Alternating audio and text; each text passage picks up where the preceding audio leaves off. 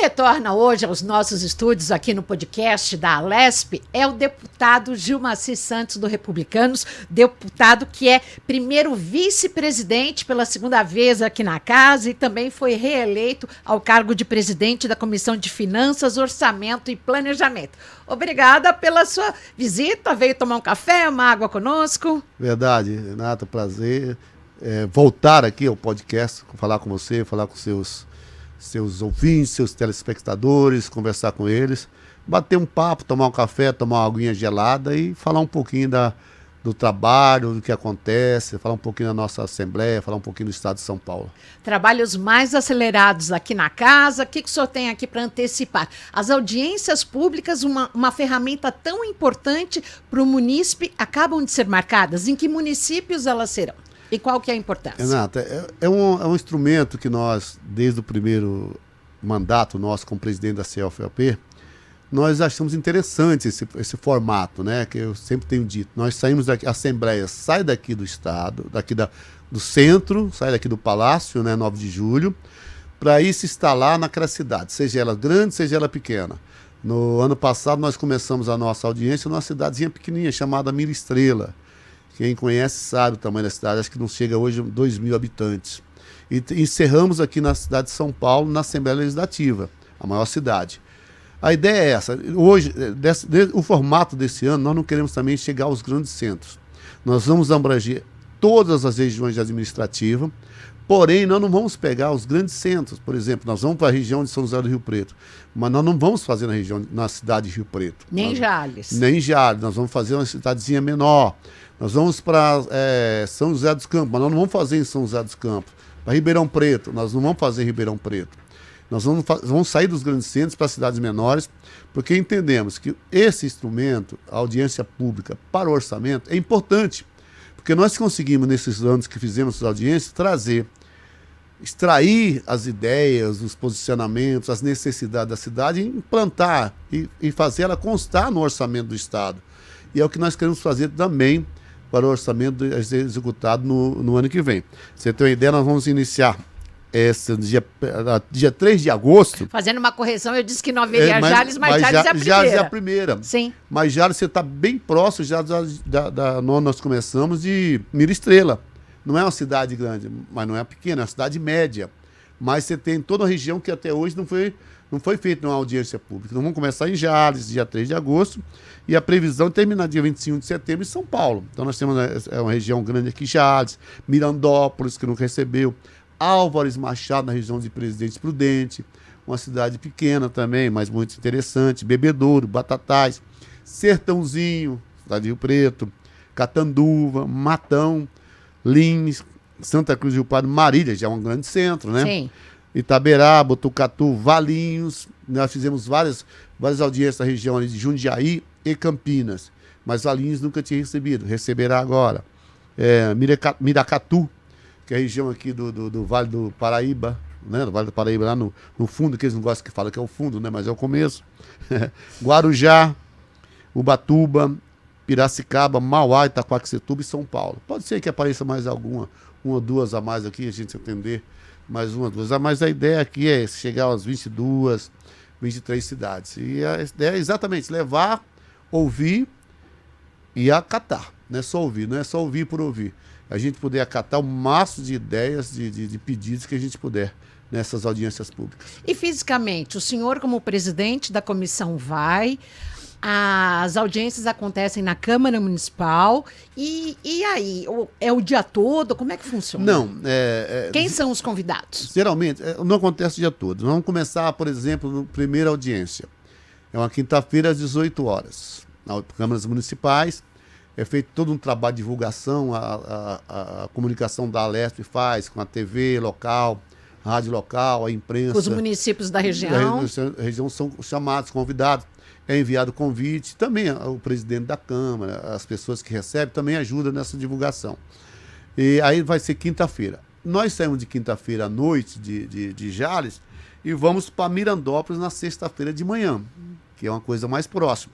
Porém, à sexta-noite, já estaremos em Álvares Machado. Aí você para, aí você acaba, indo para casa, final de semana não toca mais. tem 2 sábados que nós vamos fazer também, quinta, sexta e sábado. Então o pessoal vai para a rua, mala na mão, só volta quando acaba. É uma equipe grande, vai o pessoal da TV Alesp, né? Uma equipe da TV Alesp que participa. Nós acompanhamos, damos Sim, total cobertura, as sessões são transmitidas ao vivo. Através do TV, do YouTube, todas as mídias sociais. Vai a equipe vai uma equipe da comunicação, da Assembleia, a equipe nossa, a equipe dos deputados, que muitas vezes fazem parte da comissão. Então, uma equipe razoável. Então, as pessoas já sabem que esse final de semana não tem moleza para elas, é trabalhar. E além do senhor, quais são os outros deputados ou que correspondem a cargos aqui da Alesp que eu acompanho? Geralmente, quem acompanha são os deputados da comissão. Só da comissão de orçamento? Não, exatamente, geralmente. Mas não, nós vamos lá para uma região.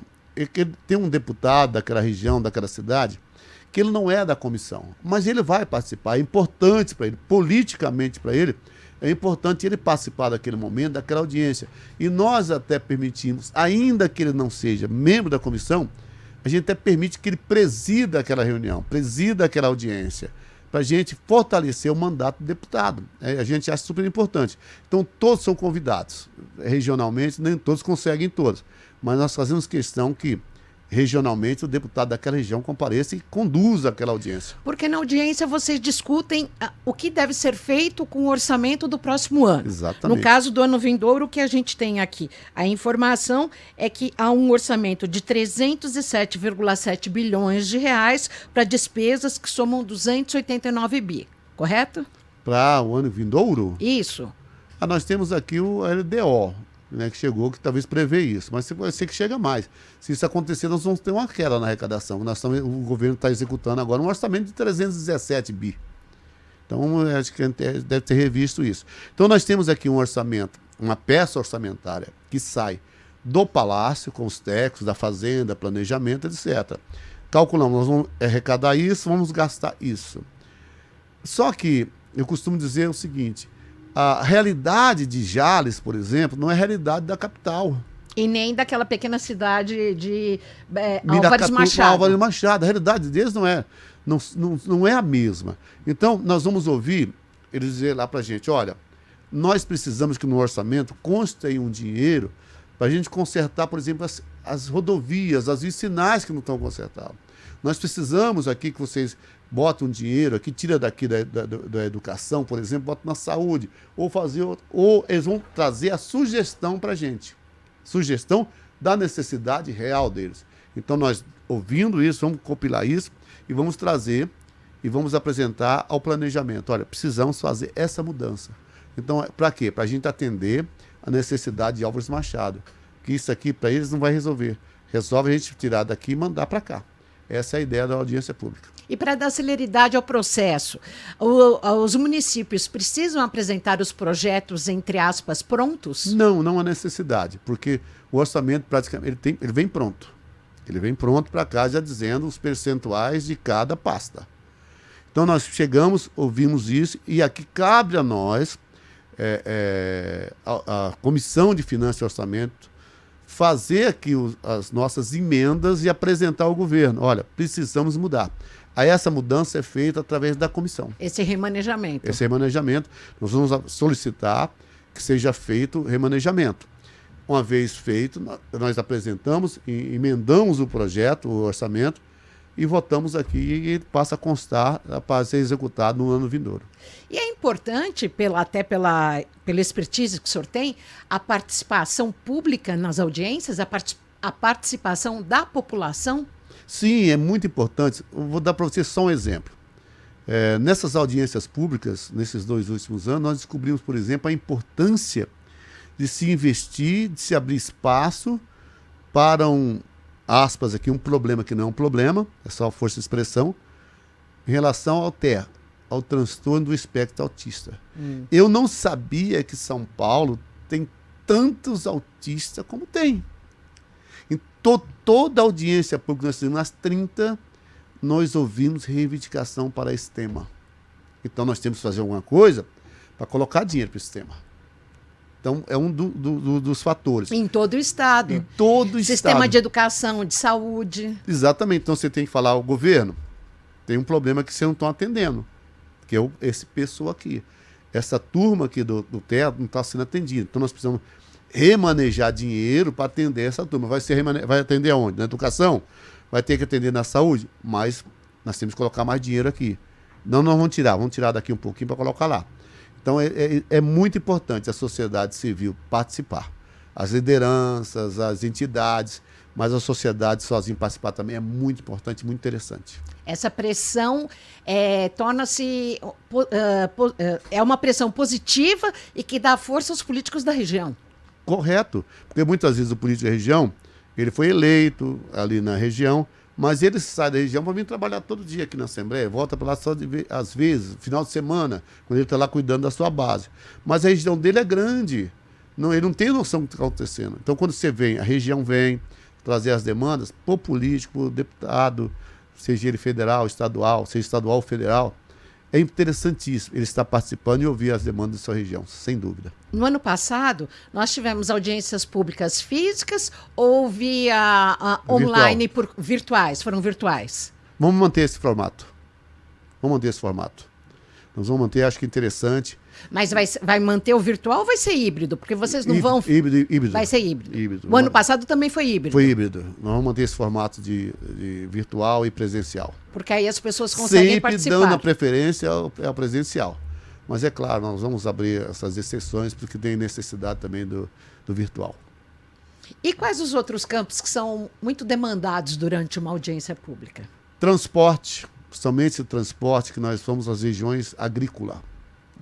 Então você tem que, aqueles produtores, principalmente o pequeno produtor, ele tem que escoar a sua produção. Aí muitas vezes você tem ali estradas vicinais emburacada, problemática, sem um acostamento, sem uma condição de transporte adequado.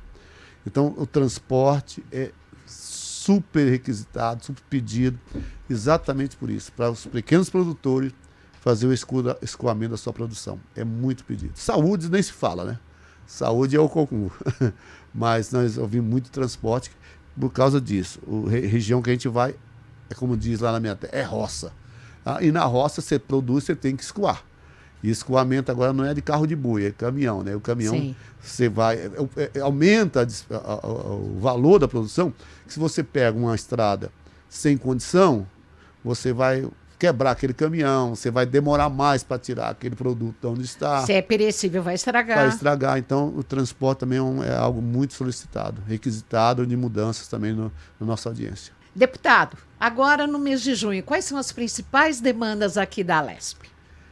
O senhor como vice-presidente. Nós temos várias demandas que vão chegar, mas acho que a principal é o reajuste do funcionalismo. É uma demanda importantíssima que tem que chegar, porque ele tem um prazo para começar a ser pago, né? Então não pode demorar, embora talvez possa chegar e fazer retroativo. Mas julho praticamente é o último mês. Em julho nós temos o recesso. Então acredito que temos várias demandas, mas acredito que a principal é o reajuste do funcionalismo. E também chegou agora, né? Chegou não, já está aí, já terminou o prazo de apresentar emendas, também tem aí o nosso relator que já está trabalhando, o relator da LDO. Também tem que ser aprovada, debatida, discutida e aprovada também antes do recesso. Então, acredito que esses dois projetos é o que vai demandar na Assembleia esses dias. 1º de julho, a Alesp entra em recesso. Desde que consigamos aqui aprovar essas demandas, aumento de funcionalismo, outros projetos que chegaram de importantes e a LDO. Regimentalmente não pode sair em recesso quando votar a LDO. E aí os trabalhos são retomados em 1º de agosto? Sim, seria retomado em 1º de agosto. Mas deixar claro, se não votar a LDO, se não houver um acordo para votar a LDO, não haverá recesso. Qual a avaliação que o senhor faz dos quase 100 primeiros dias da Alesp sob uma nova gestão e também com o novo governador? A nova gestão, como eu disse, nós tivemos aqui, vou falar primeiro do governador. Nós tínhamos há praticamente 30 anos que não tinha nem transição. Mudava-se apenas o nome do governador. A equipe, todos estavam praticamente ali, era a mesma equipe de 30 anos, que era a equipe do PSDB. Então não havia uma transição verdadeira. Existia uma mudança de governo, ajustava-se algumas coisas. Pela primeira vez, depois de 30 anos, teve uma transição, ainda acredito que ainda está em transição. Não se muda 30 anos em 5 meses, 6 meses, é impossível. O governo ajustando algumas peças ainda, mas está indo bem, o governador Tarcísio está indo bem, uma pessoa surpreendendo a gente, muito preparada, inteligente, capacitada, botou uma equipe boa, que está dando conta do recado. Lógico, precisa fazer alguns ajustes ainda, que isso faz parte ainda do recomeço. Tem pessoas, não é isso aqui, não é nenhum menosprezo. Não, tem pessoas inexperientes que estão chegando no governo, que nunca tiveram no governo, na administração pública, sempre foram da área privada. Tem o seu know-how, o seu currículo. Mas na área privada, Sim. O público já muda completamente. Então você tem essa fase de adaptação, de conhecer uma máquina, saber como é que ela funciona. Eu brinco às vezes, né, que às vezes nem sempre na máquina pública 2 e 2 é 4 naquele momento, às vezes dá 4.1, 3.9, até ajustar para chegar a 4, mas de imediato não dá 4. Na iniciativa privada não, 2 e 2 é 4, acabou. E aqui você tem que ter esses ajustes. Então, o governo ainda está fazendo ajustes, mas está indo muito bem, está dando conta do recado, tem surpreendido em todas as áreas, e eu creio que nós teremos aqui 4 anos de prosperidade em todo sentido do estado de São Paulo. E a Assembleia Legislativa também é a mesma coisa, nós tínhamos aí sempre a mesmo grupo. PSDB, chegou agora um presidente novo, com ideias novas, também conhecendo uma máquina que não é fácil, também você tem uma máquina aqui, um orçamento enorme e uma máquina também para administrar.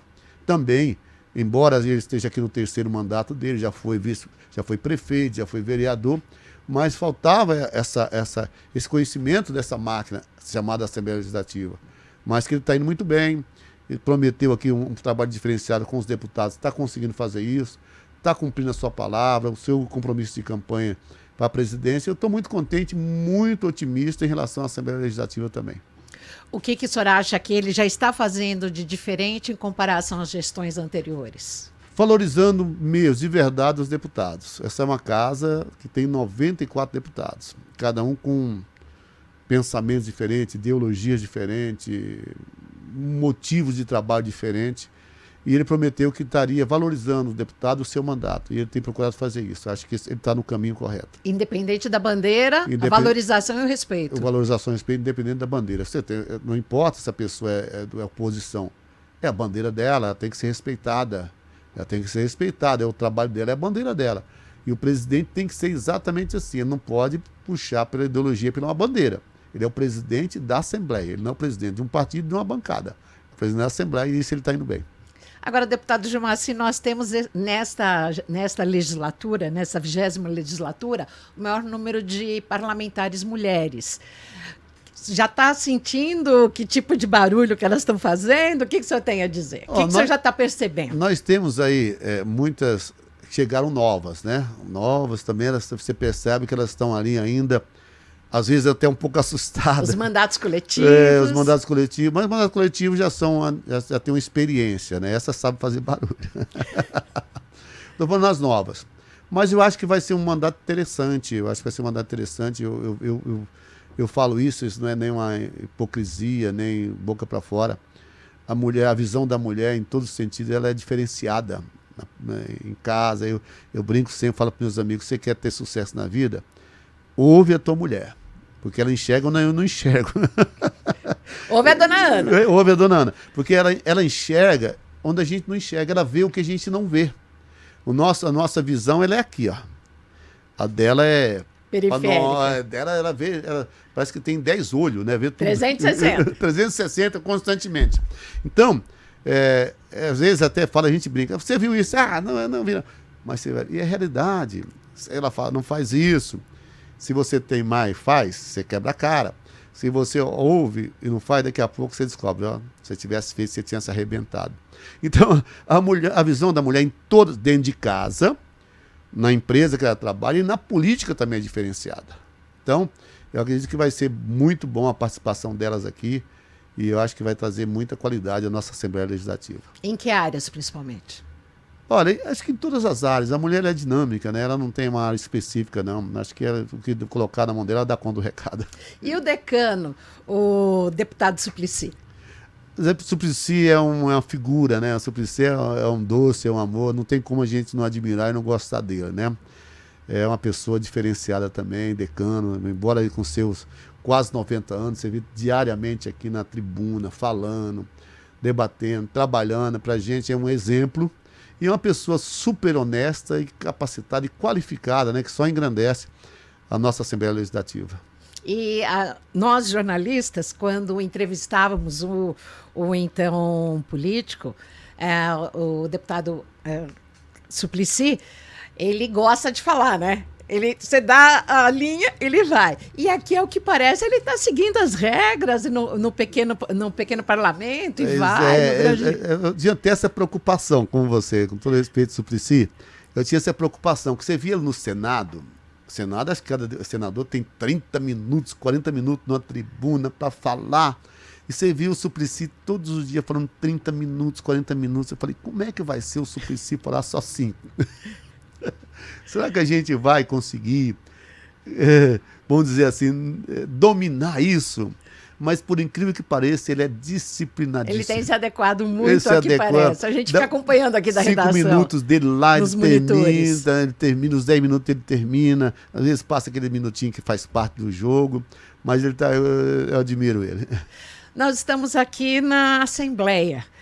Tivemos aí a eleição do governador no ano passado. O ano que vem teremos a disputa municipal. Como é que fica essa questão da disputa municipal em meio à Assembleia, tendo em vista que vários deputados serão candidatos no ano que vem? Como é que funciona isso no dia a dia da política? O senhor que tem todo um know-how aqui.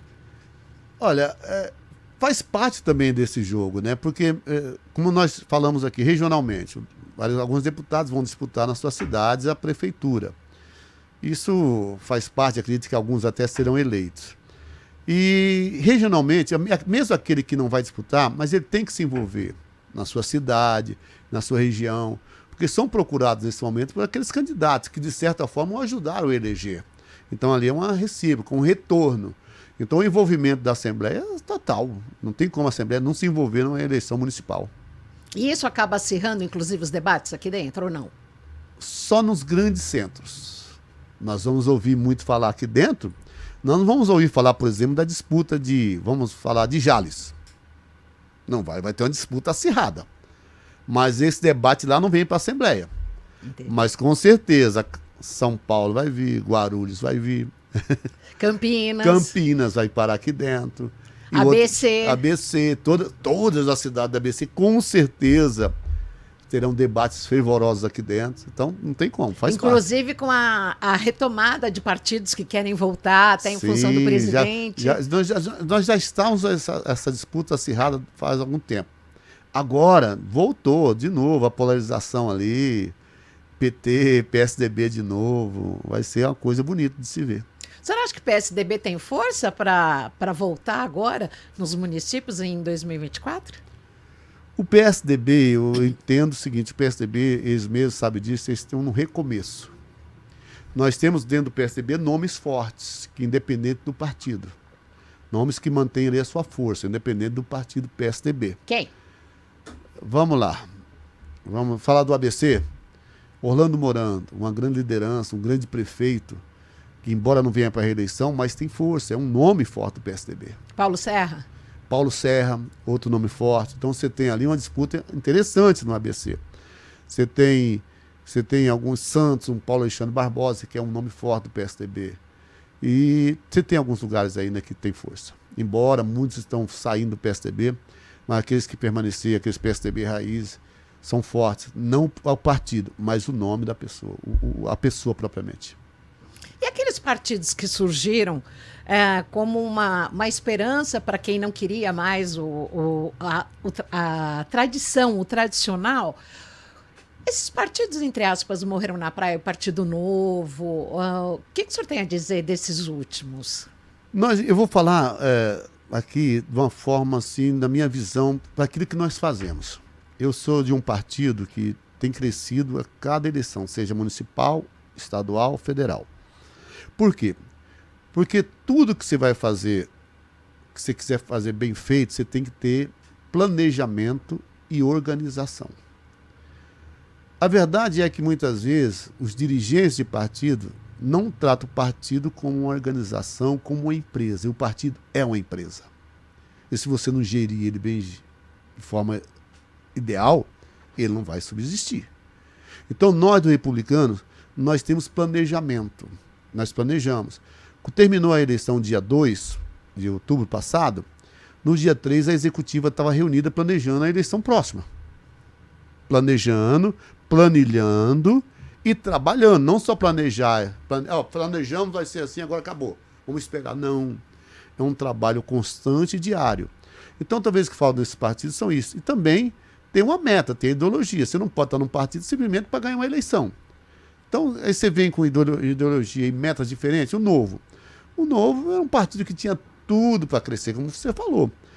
Por aquilo que eles pregavam, por aquilo que eles falavam, mas fizeram tudo errado. Fizeram tudo de forma errada. Você vê que hoje... Podemos também, né? Podemos até que tá conseguindo caminhar. Elegeu aqui uma bancada de 4, né? Hoje estão com 6. É um partido que está conseguindo caminhar, porque a Renata, também eu conheço a presidente Renata, ela é uma pessoa honesta, trabalhadeira, que tem vontade de fazer.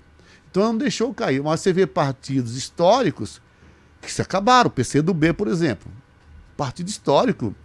O principal partido do país já foi, está lá no começo da história do país, praticamente. Acabou o PCdoB. Porque falta exatamente. Existe a ideologia deles, mas não é levado a sério. Não faz realmente pelo partido. As pessoas se preocupam com elas, com si próprio. Não é com o partido. Nós não, nós temos uma diretoria que trabalha, ninguém recebe nada do presidente nacional, presidente municipal. O dinheiro do partido é usado da maneira que tem que ser usado, não se faz nada além daquilo. Tanto é que todos os anos a nossa prestação de conta é aprovada. A legislação diz que o partido tem que ter uma fundação. Nós temos uma fundação que gasta o dinheiro naquela fundação. Que fomenta a instituição. Exatamente. Todo partido tem que ter uma fundação ou um instituto. A maioria não tem, mas tem só no papel. O dinheiro vai para o ralo. Nós temos a fundação, nós temos ali, ela trabalha bonitinho. Inclusive, a nossa fundação, o Republicano, é o primeiro partido que tem uma faculdade. Nós temos uma faculdade autorizada por MEC, com cursos presenciais de formação, para estar fazendo agora EAD. Tem direito à administração, são vários cursos presencial, mas agora está saindo EAD para todos, criando polos nos municípios e na cidade. Nós temos hoje um prédio, lá em Brasília, a sede do nosso partido são 5.600 metros quadrados. Então, pessoas trabalhando para realmente fazer o partido acontecer. Tem que se fazer a militância da mulher. Um percentual do valor do fundo partidário, tudo tem que ser gasto com a mulher. É gasto, cada centavo é gasto com política para as mulheres. Então a gente leva a sério. Esse é o segredo, quando eu falei do planejamento, você tem tudo isso. Essa é a parte administrativa. E a política? A política você tem que fazer planejamento também, procurar ver os melhores quadros para trazer para o partido. E, por exemplo, nós temos 5.600 municípios, 5.600 e alguma coisa municípios no Brasil. A meta do nosso presidente nacional é que para eleger 300 prefeitos. Não é nada. Mas por quê? Porque nós queremos qualidade. Quantidade, daqui a pouco vira uma bagunça. São Paulo, 645. Nós não vamos sair a correndo atrás de 600 municípios para ter prefeito. Seguimos 100, tá bom demais. 100 prefeituras, com qualidade, pessoas comprometidas com o partido e comprometidas com a política republicana. A nossa política, o partido são republicanos. E nós queremos a política republicana. O que é republicano? Res pública, né? Que cuida da coisa pública. Então é por isso que nosso partido tem aí caminhado numa ascendente. E quais são os principais pré-candidatos e para que regiões? Nós temos hoje prefeitos em Sorocaba, que vai para a reeleição, que é o Manga, uma aprovação lá de mais de 80%. Nós temos a Renata Sene e Francisco Morato, que está terminando seu segundo mandato também para a eleição, mas deve indicar o sucessor também. A Renata foi eleita com 82% de aprovação. Ela foi reeleita com 82% dos votos. Nós temos o Dário Campinas, Dário Campinas, que vai para a reeleição, também está muito bem avaliado. Temos o Embu das Artes, o Ney, que não vai para a reeleição, mas tem o seu sucessor, que é o vice, eu acredito que é o pré-candidato, que é o vice, Hugo Prado, bem avaliado, que deve se eleger. Estou falando das principais cidades. Você tem Birigui, uma cidade grande, e você tem outras cidades grandes que estão chegando aí, que estão finalizando para que esses prefeitos venham disputar com o republicano.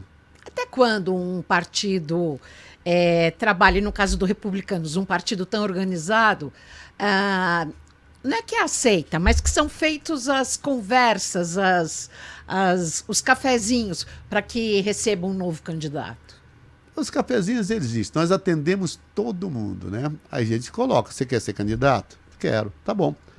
O partido tem isso e isso para te oferecer, exige isso e isso aqui de você. Para você tá bom? O nosso partido, por exemplo, é um partido de direita, totalmente de direita, não são centro-direita. Nós somos direita, totalmente direita. Você topa trabalhar esse projeto de direita? Então tá, não. Então pra gente não serve, porque adianta. Eu vou colocar trazer um candidato, ainda que ele seja bom, tenha o potencial de ganhar uma eleição, mas que ele não coaduna com a ideologia do partido de direita. Vai ser um problema. Vai ser um problema pra gente amanhã. Então por isso que nós queremos realmente pessoas que tem o mesmo pensamento, o mesmo ideal. Nós já visto que nós estamos hoje com um governo do Estado que é de direita. O Tarcísio é do nosso partido republicano, que realmente está esse propósito. E a apresentação de um nome, ela é apresentada para um crivo? Como é que funciona? Sim, para um colegiado? Nós somos procurados diariamente por dezenas de candidatos de todas as formas. Porque numa cidade você não tem só um candidato, você apresenta ali várias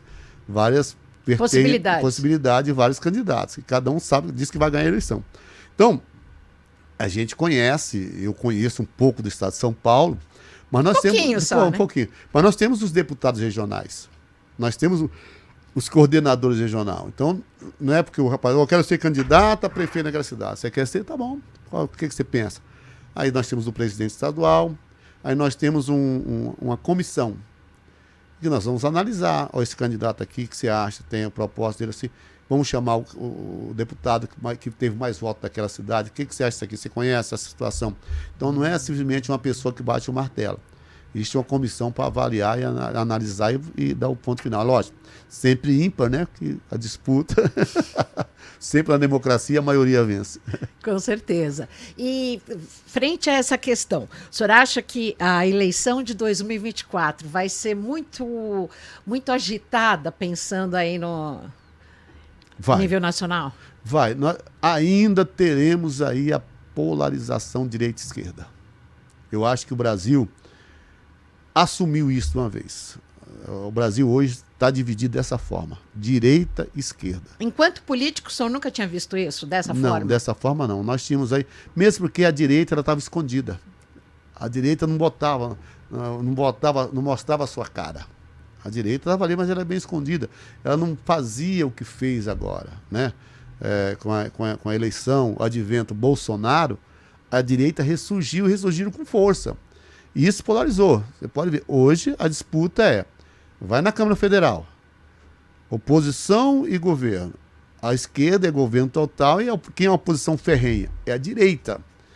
E isso vai acontecer em todas as cidades, principalmente nas grandes metrópoles, nas capitais, nos estados. Isso vai acontecer no Brasil. Como é que vocês esperam trabalhar a oposição aqui dentro? A oposição aqui dentro não tem como trabalhar. A oposição é oposição. A oposição, e eles fazem o trabalho deles, fazem bem feito. Eu falo que a oposição que nós temos aqui é uma oposição muito qualificada. Eles fazem uma oposição bem feita, sabem fazer oposição, não ofendem. Eles fazem a oposição que tem que ser feita. Nós tem alguns que extrapolam. Que extrapolam, tal. Então acaba, mas a oposição, a bancada de oposição é uma oposição bem feita. Não, nós temos aqui, até vivendo de maneira interessante, essa legislatura, diferente de uma legislatura passada, que nós tínhamos uma direita radical, que acabou transformando também uma esquerda radical, que virou uma guerra. Isso aqui virou uma batalha campal dentro da Assembleia. Diariamente, nós chegamos aqui, com toda a expressão, desculpa a expressão, troca de porrada na tribuna. Coisa que meus 4 mandatos nunca tinha visto. Tivemos sempre aqui disputas acaloradas, discursos acalorados, faz parte, legal, mas é tribuna, isso faz parte do parlamento. O parlamento exatamente é o lugar para discordar, para falar. Para debater. Para debater, mas não para bater. Né? Para bater. E o que aconteceu foi isso. Porque nós tínhamos uma direita radical e uma esquerda radical. Coisa que não temos esse ano. Nós temos uma direita e uma esquerda com disputas ideológicas. Somente isso. Eu acho que por isso que vai bem. E nós teremos aí vários projetos sendo apresentados aqui que devem gerar uma grande polêmica. Como que o senhor os enumera? Eu acredito que esse ano, os projetos que vão gerar polêmicas aqui. Aumento do servidor, será uma batalha. Reforma administrativa. A mudança constitucional aí da educação e saúde, essa também será outra. Esse eu acredito que não vem para cá esse ano, que está um estudo muito bem feito, que é a possível venda da Sabesp. Essa vai ser para o ano que vem. Nós temos que nos preparar espiritualmente para isso. Preparar muito para esse debate que vai ser muito intenso. Eu lembro que logo no início do meu mandato aqui, nós pegamos aqui a venda do Banespa. O Banespa era aqui embaixo ainda. Foi terrível, mas eu acho que a Sabesp vai superar tudo isso. Vai superar tudo isso. Mas não vai acontecer esse ano, esse é para o ano que vem. Esse ano é isso. A princípio, que eu imagino, de repente aparece alguma coisa importante que o governo tem que mandar. Mas eu acho que aqui a batalha que nós travaremos aqui é aumento do servidor, porque por maior que seja o aumento, ninguém nunca vai estar satisfeito, vai ter debates grandes. A reforma administrativa que virá, não sei como será feita essa reforma, mas virá. E também essa mudança constitucional. Essa reforma administrativa é para enxugar custos. A ideia é exata, enxugar custos. E também, não somente enxugar custos, mas também dar um norte. Os nossos funcionários, a maioria não tem plano de carreira. E essa reforma administrativa, além de enxugar custo, também vai trazer plano de carreiras, vai melhorar, vai mudar. Você tem, por exemplo, eu conversava esse tempo com o Tarcísio, numa situação que a gente conversava, e ele falava mais ou menos. Você tem funcionário que exerce uma função dentro do governo, mas que na nomenclatura da função dele não tem nada a ver o que ele faz. São coisas antigas, estão no passado. Então, você tem várias funções, nomenclaturas, que não há necessidade de ter aquilo. Então, você vai enxugar isso, então não há necessidade de você mandar ninguém embora. Mas enxugar. Pegar, você tem vários, o cara faz a mesma coisa, mas tem função A, B, C, D. Vai ser só a A. Unificar. Então, essa reforma precisa disso. Então, é uma reforma ampla, que não é só enxugar. E de que forma essa unificação acaba sendo positiva para os cofres públicos? Porque também você pode até dessa forma, de repente você vai entender que não há necessidade de todo mundo fazendo aquilo que está fazendo. Ou nenhum acúmulo de função. Nenhum acúmulo de função. Então, acaba sendo benéfico para os cofres públicos, sim. Então, a reforma não é só enxugar, é também qualificar, organizar. É organizar a administração pública.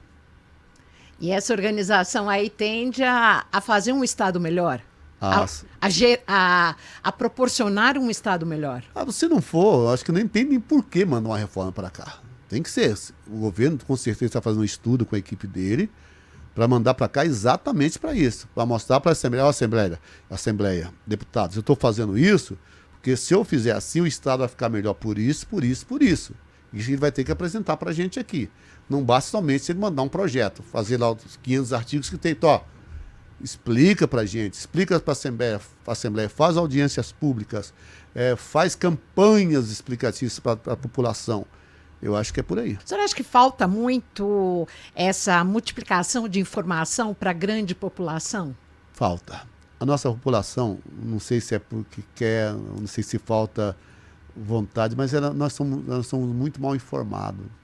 As pessoas muitas vezes não sabem o que acontece.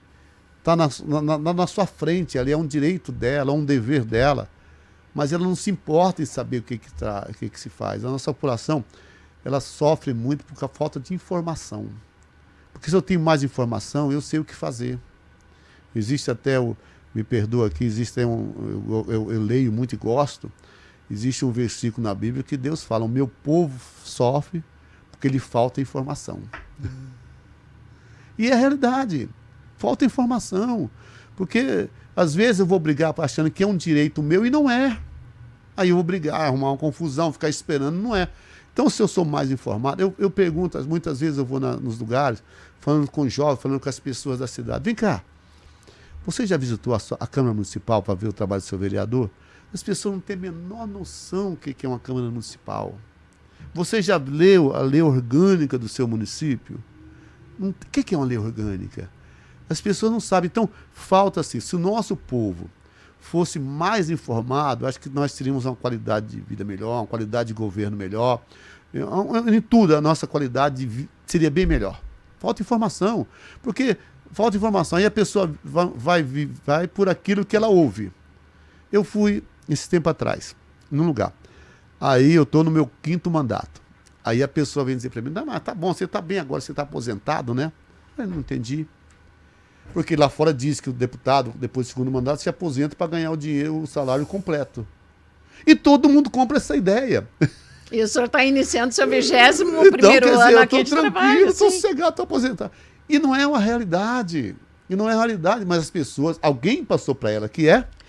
Desculpa, seu 17º ano de trabalho. Então, alguém passou para ela que é assim, elas compraram a ideia que é sem procurar informação se é verdade, e acham que é verdade, e acham que o deputado 2º mandato se aposenta com o salário completo, integral. Entendeu? Mas alguém tem que... E fica fazendo carinho na Mia, né? Sua gatinha, né? Exatamente. Mas, então, as pessoas... Mas quando você fala para ela, é assim. É dessa forma que é. Ah, não sabia. Pois é, você precisa saber. Não, porque o deputado tem lá não sei quanto de verba indenizatória que gasta quando quiser. Deixa eu te falar.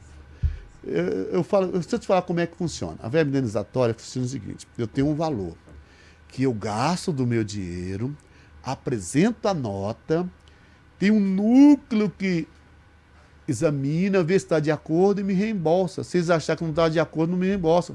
Se eu for almoçar ali, se eu levar você mais alguém para almoçar, eu só poder pagar o meu almoço, o teu eu não posso pagar com a minha verba indenizatória.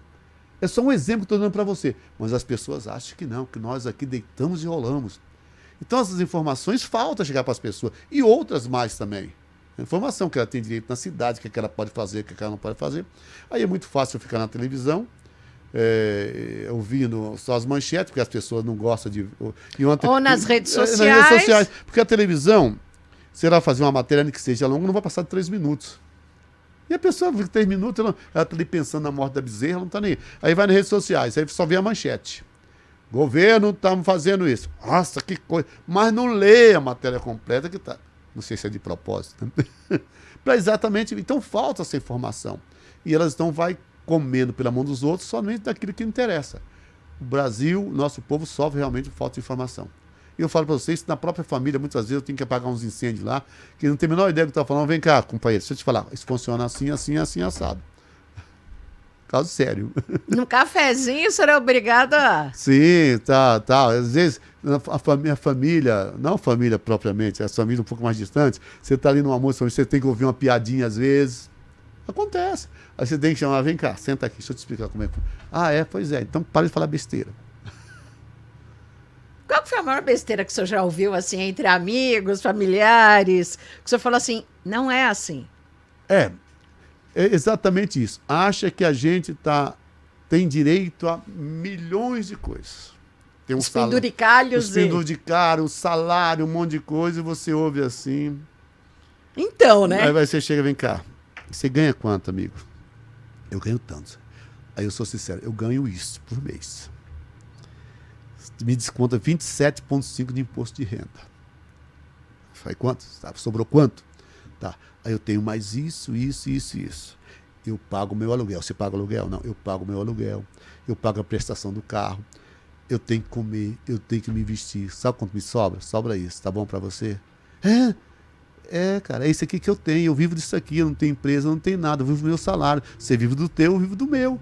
Mas as pessoas pensam que não. Só pelo fato que você está na política, tem um mandato, a ideia das pessoas que você está nadando em dinheiro. Mas esse nadar em dinheiro, Isso não deve-se também aos políticos que não são tão éticos? Concordo com Que, você. que se sujeitam a corrupções? Concordo plenamente. Aí é que tá. Aí mede-se O joio pelo trigo. exatamente com a régua só. Entendeu? E, infelizmente, graças a Deus, não é a maioria. Não é a maioria. Eu falo para você, não sei se na Assembleia existe, mas se tiver a minoria, a maioria aqui são pessoas honestas, que fazem um trabalho sério, honesto. A maioria dos deputados aqui, deputadas. Entendeu? Mas, por um ou dois, generaliza. Generaliza. E nem aquelas histórias de mala de dinheiro para lá, Exa mala de dinheiro para cá, lá em Brasília. Você anda com a minha pasta, já tem dinheiro ali dentro. Você anda com o envelope marrom com documento, tá cheio de... Infelizmente é assim que funciona, Renata. Política, às vezes, é uma coisa maravilhosa a população. O nosso país tem problemas políticos, vai se resolver o problema dela politicamente. Mas falta alguma coisa, falta pessoas realmente comprometidas. Com vontade política. Com vontade de fazer, com o ideal republicano. Eu não adianta vir aqui para me representar eu mesmo. Eu falo sempre, eu não posso... Quando eu estou aqui, eu não posso ser CPF, eu tenho que ser CNPJ. Né? Esquece CPF, CNPJ. É comunidade, é um todo, são pessoas, não pode ser somente eu. Mas, infelizmente, se eu quiser fazer isso, eu tenho possibilidade. Ninguém me vigia. Mas nós precisamos de mais gente assim, com esse ideal. E tem uma reforma política também para a gente poder mudar o que nós estamos vendo por aí. Acho que vai. Mas eu tenho esperança. Eu tenho esperança do Brasil. Eu acredito que vamos chegar lá. O senhor acha que a situação melhora, assim, primeiramente com a reforma política? Depende da reforma que for feita. Se for uma reforma para inglês ver, não vai melhorar nada. Eu conversava hoje no meu gabinete com as pessoas, perguntando que lá na Espanha fizeram lá o primeiro-ministro dissolveu o parlamento, né? E convocou nova eleição parlamentar. E eu até perguntava para alguns se eles tinham ideia que era o tipo de governo que a Espanha adota. E estava explicando para eles como é que funciona isso. Que eu, particularmente, sou favorável ao parlamentarismo aqui no Brasil. Eu acho que resolveria o problema. Você tem um parlamento corrupto que não está funcionando, vamos lá, um primeiro-ministro com poder realmente capacitado, dissolve, vamos, né, faz parte do jogo. Não vai bagunçar. Não, porque a regra do jogo é aquela. Vamos dissolver, vamos convocar novas eleições. Não quer dizer que nós estamos ficando uma ditadura. Nós estamos falando de dissolver um parlamento não através de ditadura, dissolver através de um mecanismo legal, democrático, que é o parlamentarismo. Né?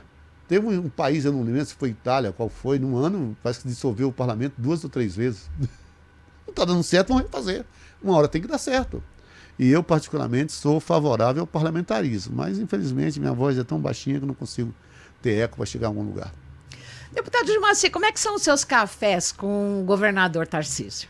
Tomei pouco café com ele. Porque na época do Alckmin era cafezinho todo dia, se deixasse... Não, se deixasse o Alckmin, eu gostava de tomar café, contar história. Eu não fui tomar nenhum café ainda com o Tarcísio. Eu não fui ainda, não deixando ele tomar a pé do governo. Não gosto muito de ficar conversando, Tarcísio, com respeito, conversando fiado. Eu não visito o secretário. Para mim marcar reunião com o secretário, só se houver necessidade mesmo para resolver o problema.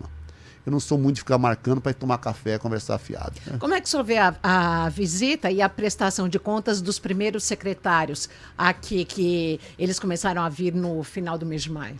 Interessante, eu acho que tem que fazer isso constantemente, tem que cumprir a Constituição Paulista, que diz que tem que vir, apresentar realmente as suas prestações, ser questionado, ouvir aqui as opiniões e as ideias dos deputados. Eu acho isso válido, eu acho que tem que se manter isso sempre. E por conta disso, das mais diversas áreas, vocês têm que ter uma equipe muito qualificada, né? Sim, tem que ter uma equipe qualificada. Eu tenho procurado na nossa CFOP qualificar meio time do gabinete. Além disso, a própria comissão tem uma equipe boa, pessoas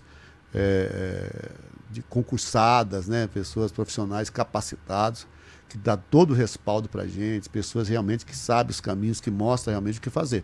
Então a Assembleia também Tem grandes profissionais nessa área, em todas as áreas. E até mesmo no seu gabinete, o senhor precisa trabalhar com assessores que digerem os mais variados temas. Eu tenho cobrado deles diariamente a qualificação. Eu falo para eles, vocês têm que qualificar. Não é porque aqui é um cargo de comissão e confiança. É um cargo que eu falo assim, não tem plano de carreira. Você vai ser assessor parlamentar, se ficar 40 anos é assessor parlamentar. Mas você tem que qualificar naquilo que você faz. Você é um funcionário público, você trabalha num gabinete, você trabalha na Assembleia Legislativa. Então, no mínimo, você tem que saber tudo, além do regimento, tudo o que acontece. Quando alguém perguntar para você, você tem que ter na ponta da língua, seja ela qual for, você tem que saber debater, você tem que saber, porque quando chegar lá fora, alguém, até seu familiar que vai questionar, porque também os funcionários do gabinete, todo mundo, os familiares delas, acho que eles são milionários também. Da mesma forma que acho que o deputado é milionário, quem trabalha nos gabinetes também, eu acredito que sofra com a família do mesmo jeito. Você olha assim, trocou do carro, às vezes não sabe que está pagando uma prestação lá, que está com o nome no SPC. Mas só porque trocou de carro, tá vendo? Está roubando igual o deputado dela. Mas, então, eles têm que saber tudo para saber até discutir com pessoas que não é da família, e a família também, que a família é o que mais cobra. Eu penso, né? E eu cobro deles. Qualificação, sim. Profissionalismo. E quando o senhor cobra qualificação e profissionalismo, o senhor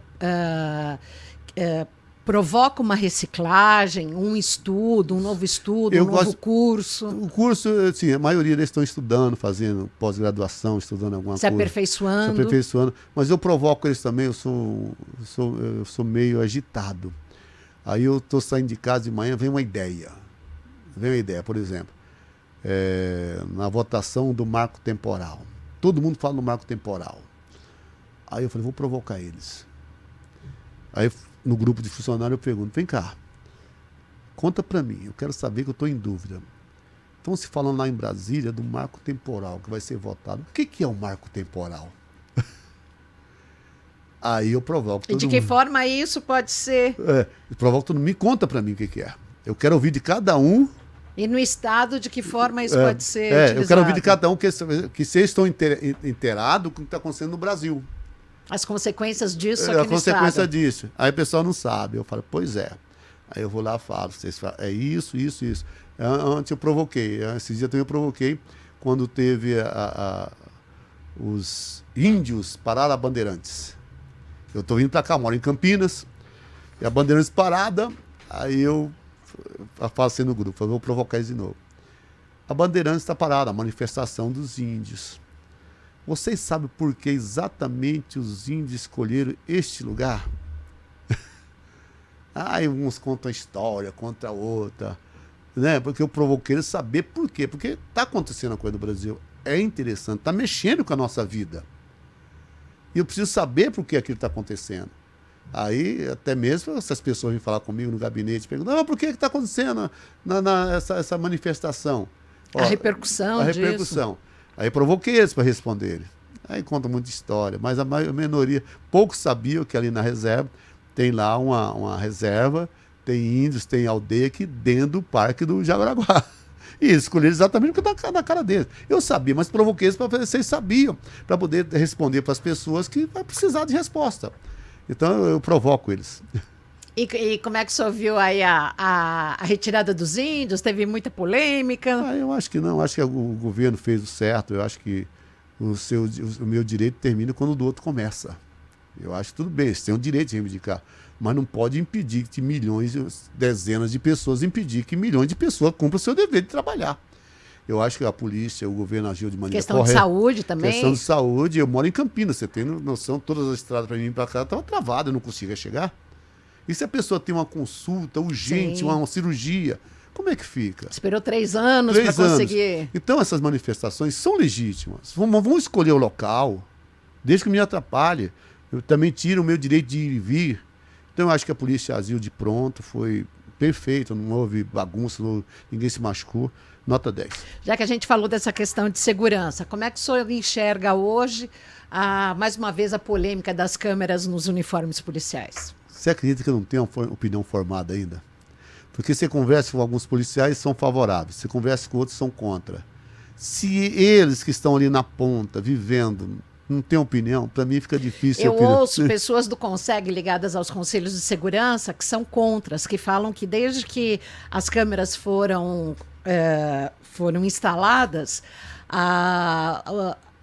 as polícias, no caso a polícia militar, reduziu em muito as operações, não as operações, mas as diligências, os flagrantes por conta disso.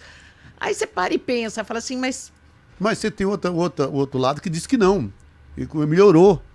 Então é por isso que eu falo, para mim formar uma opinião está difícil, eu estou tentando chegar. Mas lá no Morumbi, no Palácio dos Bandeirantes, o senhor acha que isso aí é assunto... Eu acho que é assunto, no momento, pacificado. Na gaveta. Na gaveta. Ninguém está mexendo, não vão mexer também. Se eu vou provocar, a gente tira. Mas ninguém mexeu, deixa ele quietinho aqui na gaveta. Eu acho que é por aí. Que já deu bastante confusão antes. Não está tendo necessidade de falar sobre isso. Por que vamos falar? Deixa quieto, vamos falar de outra coisa. E como é que o senhor está vendo o deputado Derrite também, hoje como secretário? Pela primeira vez, eu tenho ouvido o seguinte. Nós temos, pela primeira vez no estado de São Paulo, alguém operacional à frente da segurança pública. Nós tínhamos ali sempre pessoas que até entendiam tecnicamente Sim. da segurança. As pessoas que sempre operaram a segurança atrás de uma mesa. O Derrite não. O Derrite esteve lá na ponta, no combate ao crime, subindo os morros, trocando tiro, depois no bombeiro. Então ele sabe exatamente o que fazer na rua e conhece exatamente a necessidade da tropa. Então eu gosto do estilo dele, está indo bem, eu acredito que vai fazer está fazendo e vai melhorar muito a segurança do estado de São Paulo. Por causa dessa, você tem hoje o Derrite na frente, mas você tem também do outro lado, na civil, outro delegado, outra pessoa que conhece também como que fazer. Por isso que as coisas estão indo bem e eu acredito que vai melhorar muito ainda. Sobre a questão da reforma administrativa e principalmente do projeto para votar aumento salarial para os servidores, a gente teve da polícia até para as tropas entrantes, diz que houve, acho que um reajuste de até 30%, 34%, alguma coisa assim. Como estender esse aumento para todos os servidores? Olha, eu não sou governo, não sou executivo. É o dono do caixa? Não sou o dono do caixa, não tenho para assinar o cheque, mas imagino que é impossível. Não tem como. Quantos mil ou milhões de servidores nós temos? Vamos lá. O aumento da polícia militar e polícia civil, o impacto nos cofres esse ano, porque vale a partir do meado do ano, 2,5 bi. Só para a segurança pública, é um aumento nos cofres de 5 bi para o ano que vem. Só para a segurança. Como é que você vai fazer isso para todo o funcionalismo? Não tem como. Não tem como. É impossível. Eu acho que até queria, mas não tem como. É impossível isso acontecer. Não sei o valor, mas é impossível. 30? Não tem como. Outra área que demanda muito no Estado e no país é a questão da saúde. As tabelas SUS estão congeladas há mais de 15 anos. O que as assembleias podem fazer? É possível pressionar a União? Sim, é possível pressionar. O Congresso? O Congresso é possível pressionar, mas isso vai depender também muito do Executivo Federal, né? Do governo federal. E essa caneta está na mão dele também, né? Porque SUS, em tese, quem paga é ele. Então... Porque se o SUS for melhor pago, aqui nós teremos um melhor serviço, né? E o SUS é fantástico, o SUS é maravilhoso, gente. Eu não tenho... Serviço Público de Saúde diz que melhor que o SUS, acho que no mundo todo, né? Você haja visto que nem tem SUS em outros lugares do mundo. Mesmo com a deficiência abissal que nós temos em grandes cidades como São Paulo. Em grandes cidades, mas é bom o SUS, é excelente. Eu acho que sim, eu acho que o governo federal é que falta vontade. Aí você tem que eleger prioridades. Qual que é a prioridade do meu governo? Aí é onde entra, teríamos que ter um estadista governando nosso país. Porque o estadista, ele não vai pensar no seu grupo. Eu vou agradar o meu grupo, não. Eu vou desagradar o meu grupo, vou desagradar todo mundo, mas vou fazer o que tem que ser feito. Para a totalidade. Para a totalidade. Eu vou aumentar a tabela SUS. Eu vou aumentar, não quero nem... Vai desagradar A, B, C. Falta isso. Nós temos um estadista, nós temos populista. Seja qual for o time que está. Porque eu sempre tenho um governo populista, que quer fazer fazer média com a população, fazer barulho. Mas fazer o que tem que ser feito, realmente, falta alguém de coragem para chegar e vou fazer e acabou. Enquanto isso não chega, a gente sofre. Deputado Gilmacy Santos, o senhor que é primeiro vice-presidente da Casa, presidente da Comissão de Finanças, Orçamento e Planejamento, muito obrigada pela sua participação. Na sua próxima vinda aqui ao podcast da Alesp, o senhor deve trazer uma receitinha aí na manga para divulgar aqui para os nossos internautas e ouvintes e telespectadores. Renata, eu não tenho regras para cozinhar. Então eu gosto, é o que me desestressa. E qual que é a receita de hoje? Rapaz, eu tenho que pensar, eu tenho que chegar, olhar na geladeira o que tem. Da última vez você foi embora e deixou a gente com água na boca. Eu tenho que olhar na geladeira o que tem. Vamos olhar na geladeira, deve ter lá... Eu ganhei esses dias um camarão, que está lá no congelador, está lá pronto. Acho que dá para fazer alguma coisa com camarão. Uns pitus que estão lá. Eu ganhei também um pouquinho de lagosta. Tem umas lagostas, dá para fazer uma receita boa com frutos do mar. Ali. E qual seria a massa? Ou o senhor prefere um risoto? Não, nessa hora eu prefiro mais... A massa não, eu não sou muito fã de massa. Risoto não, talvez para acompanhar ali uns legumezinhos na grelha, um milho, uns legumezinhos na grelha, vai bem. E o senhor cozinha na air fry também, não? Não, odeio air fry, fogão. Eu não gosto de air fry. Air fry, forno de micro-ondas. Nem tem forno de micro-ondas em casa. Não? Não tem. Não gosto. O negócio é fogão, com tempo, tranquilidade. Ver as panelas ali fervendo, você borbulhando, você mexendo. Você coloca lá. E a Mia fica perto? A Mia dorme nessa hora. A Mia nessa hora fica dormindo. Às vezes vem lá, pega a comidinha dela também, mas dorme. E enquanto eu cozinho, Ana arruma a casa, limpa, passa, lava, e a gente divide as tarefas de casa. Então tá bom, olha.